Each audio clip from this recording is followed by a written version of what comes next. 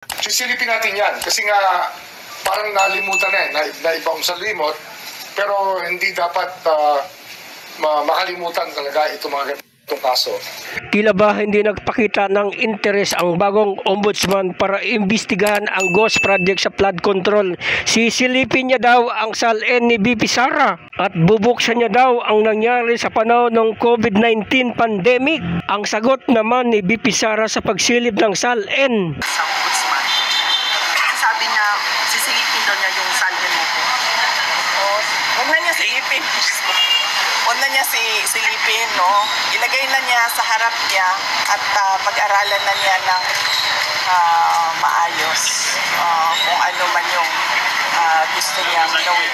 Ipagpasa Diyos na lang natin siya at kanyang mga gagawin bilang ombudsman. Pagod ka ba na hindi talaga siyang ombudsman sa kanyang pwesto ngayon?